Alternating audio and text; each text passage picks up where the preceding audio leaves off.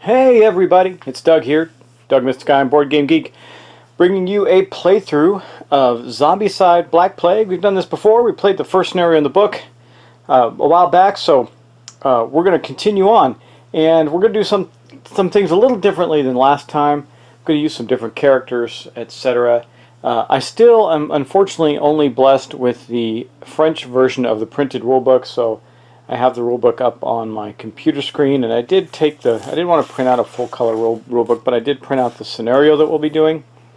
And also, so I'm going to talk about, before we get playing, talk about some of the things we'll be including in the game that will be from the Kickstarter editions, etc. So what you're looking at here is definitely not the base game stuff alone. For instance, you see these really cool doors right here. And we also, and by the way, I don't know if you've seen these doors before, but they're awesome, and they open. It's pretty neat. And we also are using the plastic, really nice plastic components that come with the game, and that includes the tokens. I'm not going to show you what's on this side because I don't want to see what's on the other side. Could be the token we're looking for. And also, we'll be playing with, and I just have them on the board as an example, some of the cooler or different abominations. This one happens to be the Abomination. It may show up, it may not, but there's a good chance it will. I'm playing with several of the other abominations in the game, so it should be interesting and make it harder because we are playing a full 6-player game, and this is an easy mode. Second, this is going to be Quest 2, the Black Book. We're going to go over that as well as the characters real quickly, and then we're going to start playing the game. I'm not going to do a rules overview. I'm just going to talk about what we added. If you want to know how to play the game, go back and watch my previous series on this, or you can watch one of the many others that have been put up on YouTube. But let's get started. We'll talk first about the characters. So I took some characters from various packs. I'm not going to get into details where they came from, but they came from various packs such as the Knight pack, the Huntsman pack, and some of these special artist pack. And I don't know if it says who the artist is on the card. I don't think it does. It just says it on the box. But here's going to be one of our first characters. Clome, or Clome. I'm not sure. I think it's Clome. Clome, he's a big barbarian ogre type, and I would love to paint this figure to look like this. And this is his miniature right here. He is purple, and that is a fantastic miniature. Absolutely fantastic. Just the level of detail is outstanding. Anyway, that's going to be one of our characters here in this session. We're going to have 6 total characters. He's currently armed with a short sword. Not going to do him much good. And then we have David Bowie from The Labyrinth. He's called Hitch in this game. He's kind of a roguish type character. This is him, and I believe his character is right here. Looks fantastic, just like the picture. I can't remember. Like I said, I don't remember what pack these all came from. I wish maybe they're logoed. I'm not sure. They do appear to be logoed, but I'm not sure where they came from. Anyway, he also is currently armed with a short sword. Then we have Morgan. He's our spellcaster, and we'll go over their abilities as we go. Like he starts with +1 die of combat, and I gotta look it up and see. I think that applies to his combat spell, which is Mana Blast. But I'll have to take a look at that. Anyway, we're going to get into their abilities as we go. Like I said, one thing that is different about him is he can hold lightning bolt in his armor slot. And that's Morgan. He is a wizard, or a magic user of sorts, as magic users are in this game. And this is his miniature. It also looks pretty fantastic. I'm digging these minis a lot, especially in the expansions. Next up, we have Sylvia. She's like a fighter type woman. She's got her face painted like a skull. She's pretty cool. She got Taunt as her first ability, so we'll see if that comes in handy for us. She too has a short sword. And let's see, where is she? She is here. That is Sylvia. It's a really cool miniature. I don't know if you can see all the detail in it, but it's pretty fantastic. Really detailed. Okay, that is Sylvia. Next up we have Glinda, who is a female dwarf warrior. Here's her right there. You can see that she's tough. That's good. We'll need that. That's kind of gives her the effect of having some basic armor without having armor. She currently has a bow. We got to fix that. We're going to make some swaps around after I dealt out the initial cards as people move and take their first actions. And we'll go over all their abilities as they go along. But that's her right there. And again, let's get her miniature out. Her miniature is up here. She's going to be orange, and this is her. Pretty fantastic. And then last but not least, we have Cadence. Cadence is an archer. She's got marksman as her, or him or her, I think it's her primary ability, which is good. We got to get the bow into her hands. Marksman allows her to pick targets in a range space, even if there are other players. Doesn't matter. She gets to pick the targets, and that is her base. You'll see what that means as we play if you don't know the rules. And normally when you shoot into a space with any type of ranged weapons, you have a risk of hitting other players. Cadence does not. That's the marksman ability. I believe I'll have to look it up to be sure, but I'm pretty sure that's what it is, having not looked it up in a while. But that's her. That's where we're going to get started. So, the scenario. Okay, the scenario is going to be quest number 2, the Black Book. Now, the difference is that I played the first scenario with different characters. So, we're going to assume that the characters pass this information on to this new group of people in a different town, and they're following up on the clues from the previous group. It says, now we know. It's not just our village. The zombie plague has spread across the land. What's going on? The necromancer we killed held notes in his laboratory, most of them referring to a mysterious black book and other items of power. Exploring the surroundings could prove useful to get a better grasp about the threat we are facing. Of course, there are zombies on the way. Familiar faces turn to monsters. Hey, that one owes me money. Okay, our objectives in this. We're going to reach these objectives in any order we wish to win the game. We need to steal the black book, take the objective in the central building. Tile 8, that is right here. The only way to get to that building is through one of these side doors. So we're going to get them open. And to do that, we need to find the green and blue token. Okay. What's crazy is the way you mix these up. One of those tokens could be right there, so we could only have one door available to us. It's hard to say. Then we get to claim the artifact. We take both. We need to take both of the artifacts. That's fine. And then field power. Go to the red danger level with at least one survivor. So we're going to have to do that too. That won't be hard. We just need to kill a lot of stuff. And that we will do. So again, I did say that we were going to have these zombie bosses. Now I have the whole zombie abomination boss pack in here. I'm not using the abomatar in this. And the reason being is that I don't have the wolves out from Wolfsburg. I have the Wolfsburg expansion, but we're already adding so much in this I didn't want to add more. But we may run into the Abomatroll. We may run into the Blobination. We may also run into some other bad guys, such as the Abomarat. It's the Aboma Alpha. I don't think I have him in here either. The Abomarat, and yeah. Anyway, whatever one summons the wolves. That might not be the Abomator. I don't remember. No, the Abomator's in there too. It's the Aboma Alpha. It's not going to be in there because he summons wolves. And then also I've added the Deadeye Walkers. They are ranged and can shoot at our heroes. So that could be really bad for us. And also added a couple of extra special Necromancer cards to the deck, which we'll leave those as a surprise and see them as they come out. And that's really basically our setup. So I think next we'll just get right into it and get started. I kind of have an idea how I want this to flow. I'm going to give the first player marker. It's this big metal coin that I'm using for that right now to Sylvia, and we'll get going. Okay, well, all of our heroes are in this one space. So we're going to start with Sylvia, and I'm going to get Sylvia's her player area set up so you can see that. Okay, well, here she is, and this first turn is going to be fairly straightforward. We're going to get ourselves into position.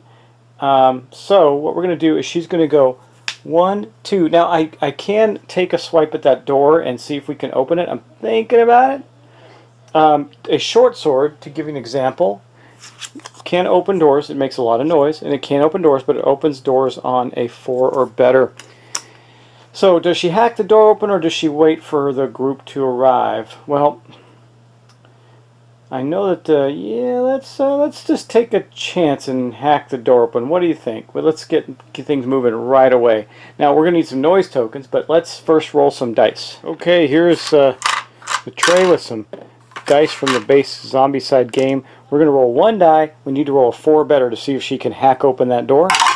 She rolled a 5, so she did. That may or may not be good for us. We'll see. Because that is her third action, so she's not going to be able to do anything after that. But she did hack the door open, so we're going to bust that door open. Boom. There we go. And then we're going to take a noise token, and we're going to put it right here.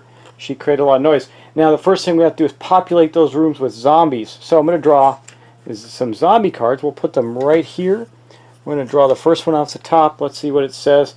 We are currently in the blue zone of a danger zone, so we're going to spawn 2 walkers there. I have a couple of mountain ready to go. They're going to go right there. This is a female walker zombie and a male walker zombie from the base game of Zombicide Black Plague. Okay, and then we're going to discard that. It is good to go. We're going to draw another one for this room back here and see what we get. We get 1 walker. Okay, well, this is typically how things might start out, so that is good enough for now. We'll put the deck back. We see that there are some walkers populating that area that we can kill right away. Remember, we've got to get to the red danger level anyway, so we need to do a lot of killing. Next up, that is going to end the turn for Sylvia. She is standing there staring at some undead in that room. We're going to go to Galinda next. And I want to divide up my combat abilities people and my magic ranged abilities people as well. So she took her first action to trade. For her second action, she's going to go 1, 2 to there and help face off those bad zombies right there. They are going to move into their space, but that's okay because we only have melee weapons with them, so we're going to have to go into their space anyway.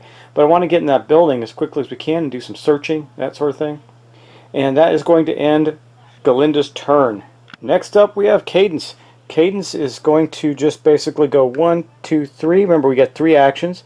So Cadence is going to move down in between those 2 doors. I'm not sure which one we're going to open first. Probably this one because it's got a token in there. Now, if we happen to find the green one, we're going to spawn a trap that opens up another spawn point for the zombies. Not a good thing. But that is all of Cadence's turn for this turn. Okay, next up is Hitch. You can see Hitch right here. Now, Hitch is going to do the same thing and simply move down to here with our friend Cadence.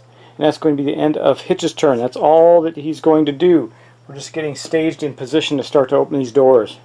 Okay, here's Morgan. He's going to go 1, 2 with this group up here. Now, he has his Mana Blast card, so he can actually cast a spell into that room. It's got a range of 1 with where those 2 zombies are. He normally rolls 1 dice, gets a 4+, and he does 1 point of damage. But I do have that ability, and I'm using a cheat sheet that I printed out that has all the abilities on it and everything. And if you have +1 damage combat, will that work with the survivor's weapon and combat spells? Roll an extra die in combat. So that gives Morgan 2 dice with his Mana Blast. He is going to shoot his Mana Blast into this room where the 2 zombies are. It does create noise, so let's put a second noise token right there. And let's go to the dice. Okay, we had good luck with this die, so we're going to keep it. And then we're going to roll another one. If we can get 2 hits, we'll kill both of them, but let's get that one. Now remember, with that, we're going to need a 4 or better. So let's see what we get. A 5, we did kill 1 of the zombies. That's not a bad thing. So while we're on his sheet, I'm going to give him 1 experience point, and then we're going to go back to the board. So not completely ineffective. We did kill 1 of these zombie walkers there with the Mana Blast. That means the other one will move out into our space, and we'll have to do some melee. But it's not going to get to attack us. And the last but not least, we have Clome to move. Now, we do have 2 zombies up here that are going to move. This one is going to move into the space with the players. It's not going to hurt the players because zombies are slow in this game and it just moved in there. It can't attack yet. If it had already been there, it would have attacked first and then we wouldn't be worrying about a move. And then this one here is going to move up into that room right there as it shambles toward the door. Okay, and then last but not least, we're going to draw some zombie cards at the spawn points. There are 3 of them currently active. Okay, here's our first spawn point and our deck. What are we going to get? We're going to get a runner. I got to get a runner out, so I'm going to put that card right here. Then we're going to get a runner out of the pack. Here is a runner. And so runner zombie is going right there, and that means they move fast. They move 2 instead of 1. And like I said, I'll explain the rules for people who haven't played as we go. There's multiple types of zombies. These are the runners now. The runners are faster, so that's why they call them that. They move 2 as opposed to 1, like the 2 slow walker zombies you just saw. Okay, it looks like that is still the truth, so I was trying to puzzle it out from my French rulebook. There's 2 walkers right there. They're going to come in with this fatty right here. And then we're going to draw 1 more for this spawn point down here. See what we get. 3 Deadeye walkers. So that's interesting. These are going to be new for us, right? Because they're new to the whole series. Let me get the Deadeye walkers out here. Now again, the cool thing about the Deadeye walkers are not so cool as we are the player characters. I'm sorry, I haven't opened them before, so opening them up for the first time. Here is a Deadeye walker. There's going to be 3 of them. That's crazy. That's the blue zone. 3 Deadeye walkers here. There are 3 different sculpts for the Deadeye walkers, so I'm going to use 1 of each. Here is the other one. And here will be the last one. Now, you know that walkers, they move like normal walkers, so they're going to move toward the most volume of noise unless they have line of sight, and then they'll move toward players they can see. That's the last sculpt, and it is going to go right here. And we're going to discard the card for them, and that is going to be the end of our turn. Actually, the last thing we're going to do is we're going to clean up these noise tokens off the board. They're no longer there, and we'll create new ones in a moment. And then we're going to get on to the next turn. So we're going to end it right there, guys. That's going to be 1 full turn. We'll get some more turns in next time, but considering I talked about setup and that, we're just going to leave it as is. We have started, and this will be a fun scenario. We'll see if we can survive it. There's already some trouble on the board with the Deadeye walkers coming on there. They can shoot at our players. A fatty with a couple of, and we don't really have 1 weapon right now that can actually take out a fatty, and that's a hammer. So we need some better weapons. Because remember, how weapons work is you have to be able to do the amount of damage required in a single hit. So, for example, even though Morgan can roll 2 dice for his Mana Blast, he's still only doing 1 point of damage in each hit. So he is unable to kill a fatty right now, so the only thing we got is the hammer. So we need to get into a room and do some searching. That's going to be good. Now the runner we can kill. That just takes 1 point to kill, and the Deadeye walkers just take 1 point to kill. But we got to get up to the Deadeye walkers, which means I'm kind of glad that I sent Cadence south, because that's where the Deadeye walkers will be heading toward them, and he can shoot them down maybe before they get a chance to shoot back, and that would be awesome. So anyway, guys, thanks for watching. Thanks for all your subscriptions, support.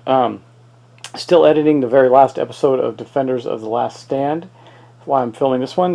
Starting to do try and get a couple more games to the table as quickly as we can. I got so much I want to do, so little time to do it in. But again, I appreciate it. Thanks, and I will talk to you soon.